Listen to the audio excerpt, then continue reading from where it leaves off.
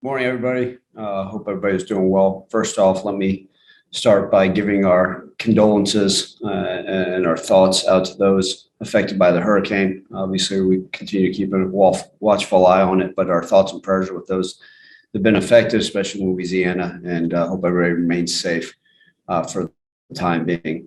Also, want to keep in mind that Tom's birthday, our beloved Tiger, it will be tomorrow. So that he's also in our thoughts, Scott and his family as well, to never be forgotten as well, with Tom's birthday approaching tomorrow. A couple other things to discuss. People are going to ask about the COVID vaccination numbers. By the time kickoff starts, we'll be at over 90%. So pleased with that, but of course, like I've told you guys before, I won't be completely happy until we're at 100%, but we'll continue to educate our young men on the right way to do things and about the vaccinations and about the effects of COVID. That being said, obviously really excited about the game on Saturday, be able to get our fans back in Liberty Bowl, 6 p.m. kickoff. We know the type of caliber team Nichols State is. They're well coached. They play hard. They return almost virtually every starter on offense, defense, and special teams. So you look and you say, wow, it's a loaded deal, right? Plus they played spring ball, so they're geared up and ready to roll. They got talent all over. Their quarterback, as one time, was the Gatorade Player of the Year in the state of Louisiana at a high school, right, at LSU transfer. On their roster, they have 21 Division I transfers. So they're loaded with talent, right? Gums is their leading rusher, who is one of those guys that's a few yards short of being the all-time Nichols State rushing leader. Dixon, their wide receivers, are all-time leading receiver. So they got record breakers. They got an All-American guard. And then on defense, they've got playmakers all over. They swarm to the ball. They do an excellent job. Number 7, their safety, plays all over the field, right? He's a Texas Tech transfer that does a lot of great things. He's the key to their whole defense. So, and then, like I said, all their specialists are back. So you're talking about an experienced team that's coming up here hungry.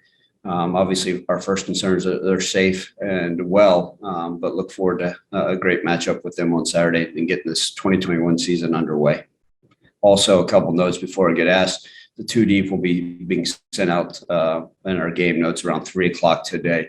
You guys will notice there are going to be a lot of orders because there's still questions to be answered this week. That's a great thing about game prep week. It's truly game week. So we're going to go through all the hoops and make sure that we're touching every base as we move forward. Terry, lead us off.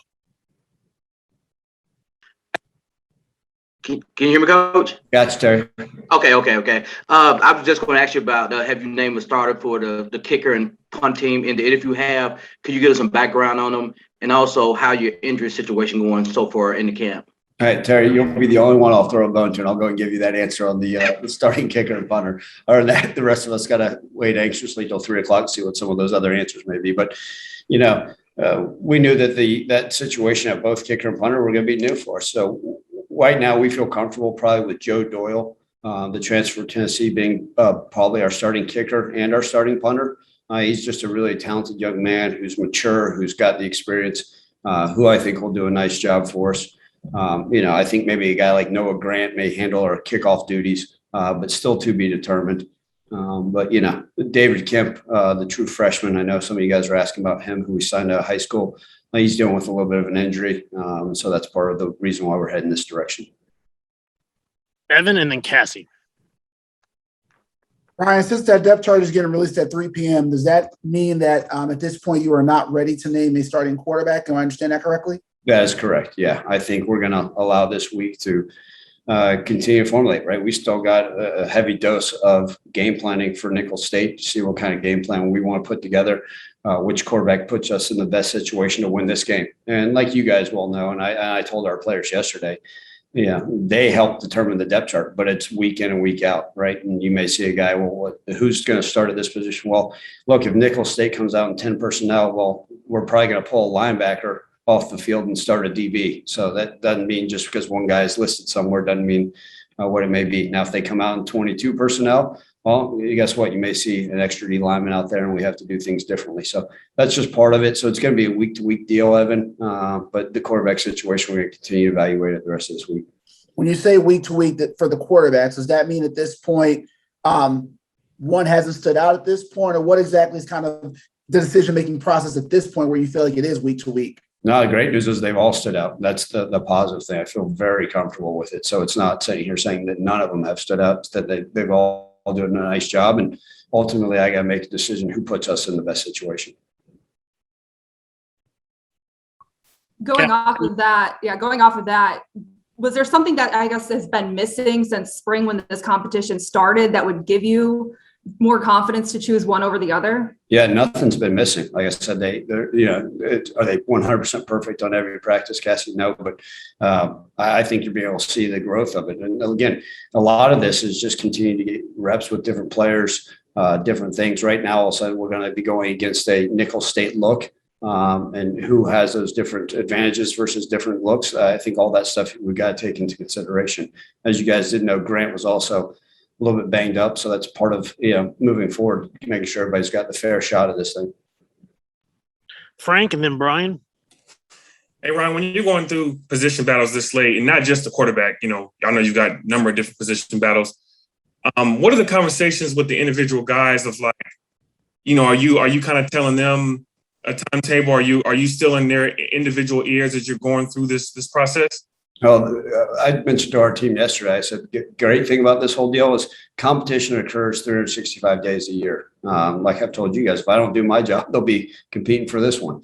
And no different, same with you guys. So the competition for our players is a day in and day out thing. One of the things I told them was, understand this. I showed them a picture of Antonio Gibson out of high school. I said, you guys know how many games Antonio Gibson started his junior year at the University of Memphis?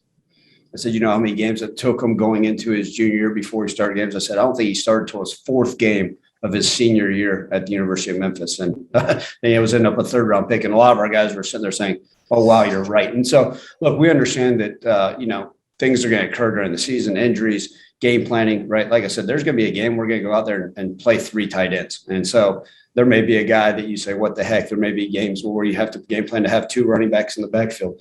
So I think a lot of it is, and part of it's just keeping our guys right constantly on edge. I'm dealing with 17 to 23-year-old guys that whatever it takes to motivate them. And look, they feel confident, comfortable.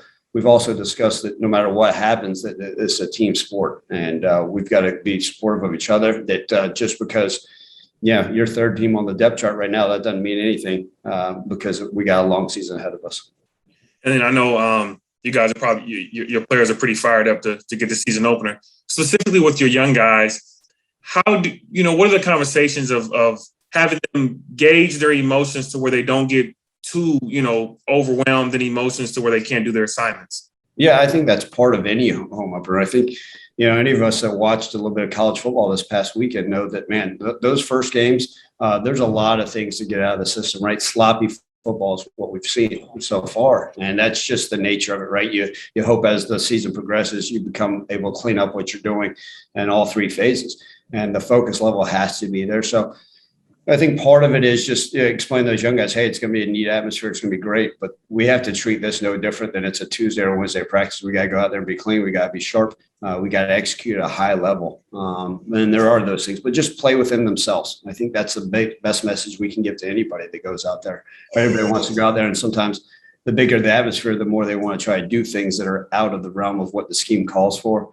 And I always say this, if we go out there and play our hardest and we do as we're taught, right, trust the training, understand our fundamentals that we've worked so hard on and call what the scheme calls for, general terms, we'll like the end result. Yeah. Brian and then Terry. Hey, Coach, do you know if, because of the hurricane, did you guys offer Nichols to arrive early, maybe practice at Memphis? Yeah, absolutely. So both Laird Beach and I have reached out. Laird has reached out to their AD and discussed with them, things that we can do to assist them. And I've also shared some text messages with their head coach, even early this weekend, as early as Saturday morning, just saying, hey, look, everything is wide open to you guys. I would like them first and foremost to be safe. But if there's anything we can do for them, right, if they want to come and use our practice facilities, if they want to come, we can set them up a locker room in the turf field, whatever it is to be accommodating to them, help them find lodging. We're 100% for. Like I said, their safety is our number one concern. And then if we can assist them, I think it's good sportsmanship to open our doors for them any way we can. Hey, Coach, other than getting the win and getting everybody healthy coming out, what are you looking for, or what area of the ball are you looking for improvement or to come out with a smile on your face? Yeah, Terry, I think any of these games, it doesn't matter who the opponent is, right? Like I always say, whether it's Nichols State, Notre Dame, Rhodes College, whoever we're playing, the biggest thing is you want to see sound execution, right? You want to, I've told you guys before, I don't doubt that our team's going to go out there and play with great energy and effort. Those things are, right, non-negotiable. But I do want to see them go out there and play a clean game. And, we talked about last year, right? One time we'd say the offense didn't play clean. Well, then the defense didn't play clean, then the special team. And so this year, especially for game one, let's go play a clean game, right? Let's not have any turnovers on offense. And that let's be able to get the ball back on defense. Let's play sound. Let's not give up a big play. So really it's just fine execution of the basic details of what we're trying to get done, Terry. I think there's, if we go out there and try to reinvent the wheel game one, we're going to find ourselves in trouble because, again, we're playing an experienced team, and teams like that can, take advantage of us if we go out there and shoot ourselves in the foot. So I just want to see them, our players go out there and execute. We've got to do a great job of coaches keeping them locked and dialed in to the task at hand. Clayton and then Evan. All right. Obviously, first half of September, there's a lot of sloppy football, as you mentioned, across the board. Just with a lot of these oars that we're going to see on the depth chart, a lot of position battles still going on. Is there any concern about the cohesion that you'll have going into this with, maybe some roles not quite defined yet? Yeah, no, that's a good question, Clayton. I don't really worry about that. I think part of it is, right, we've rotated multiple guys, even at the quarterback position. You want to talk about if we ever had experience for it, right? Talk about our backfield last year. I think we started 6 different running backs. So to sit there, good, bad, or ugly, we can certainly say we've had experience of rotating different guys. But I think that also helps you build depth, right? And build long-term success of your roster, what you want to look like. I don't ever want to be one of those rosters where we've only played 11 guys and all of a sudden we get to December because, reality of college football this day and age, guys are going to get banged up, chipped up, things are going to occur. And so the more guys we got that are getting those reps with the different types of groups, I think it's important. I always said this in the NFL, the most important position was that backup quarterback position because he had to be preparing like he was a starter because guess what? I forgot what the study was. It was like 85% of backup NFL quarterbacks end up starting games. And if they're not preparing, it's like with all of our guys. Like I said, that third string right guard for us may end up playing significant snaps at some point. So it's our job as coaches to make sure they're all on the same page. Regardless, we do talk about, route concepts, the throwing patterns, timing of the different things, getting that feel understanding. I think that's part of, a lot of it comes on game day as well. Evan and then Mark.